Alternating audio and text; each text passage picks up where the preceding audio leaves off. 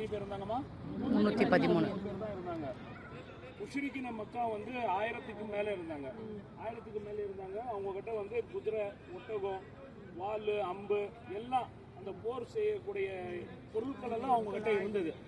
சஹாபாக்கள் கிட்ட அல்லாஹ்வோட தூதர் கிட்ட வந்து எந்த பொருளும் இல்லை. சரிங்களா? அதனால அல்லாஹ்வோட தூதர் என்ன பண்ணாங்க, துவா செஞ்சாங்க. இந்த மாதிரி வந்து இந்த சின்ன ஜமாத் 313 பேர் இந்த போரில் வந்து வெற்றி அடையலை அப்படின்னு சொன்னால் உலகத்தில் உன்னோட பேர் சொல்கிறதுக்கு யாரும் இருக்க மாட்டாங்க அப்படின்னு சொல்லுவாங்க. அதுக்காவது துவா செய்வாங்க. இப்போ அபூபக்கர் சித்திக் ரலியல்லாஹு தஆலான்னு வந்து சொல்லுவாங்க, அழுவாதீங்க அல்லாஹ்வோட தூதரை, அல்லாஹ் தஆலா வந்து உங்களோட துவா வந்து கண்டிப்பாக கபூல் செய்வான், இன்ஷா அல்லாஹ் வெற்றி பெறுவோம் நம்ம அப்படின்னு சொல்லிட்டு சொல்லுவோம். அப்போ தான் வந்து அல்லாஹ்வோட கராமத், பெரிய கராமத் என்ன அப்படின்னு சொன்னால், இப்போ நம்ம இது முடிச்சுட்டு அடுத்தது ஜப்லே மலாய்க்கா போவோம். அந்த மலையில் தான் வந்து அல்லாஹ் வந்து மலக்குமார்களை வந்து இறக்கி அந்த மலக்குமார்கள் வந்து அல்லாஹ்வோட தூதருக்கு வந்து மதத் பண்ணாங்க. அப்போ வந்து இவங்க எல்லாம் வந்து ஒரு சின்ன இந்த மரக்கல்லாம் இருக்கு இல்லையா, இதோட குச்சி தான் வச்சுட்டு இருப்பாங்க சஹாபாக்கள் எல்லாம்.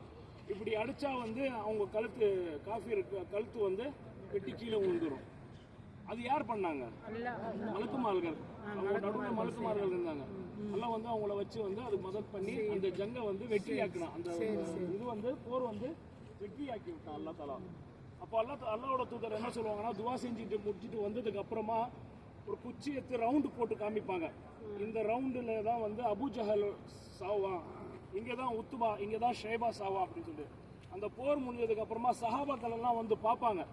அல்லாஹ்வோட தூதர் சொன்னாங்களே இங்கே அவங்க வந்து செத்து கிடப்பாங்கன்னு சொல்லிட்டு போய் பார்க்கலான்னு பார்த்தா 1 இன்ச்சு கூட இங்கே அங்கே நவுந்திருக்க மாட்டாங்க. அல்லாஹ்வோட தூதர் எங்கே ரவுண்ட் பண்ணி காமிச்சாலும் அதே இடத்துல தான் அவங்களோட மவுத் இருக்கும்.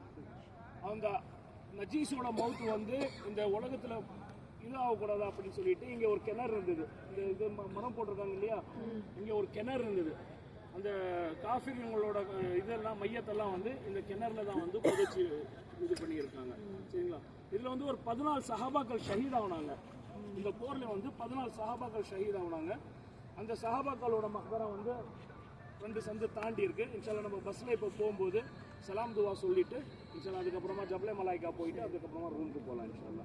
சரிங்களா? போலாமா? அஸ்ஸலாமு அலைக்கும்.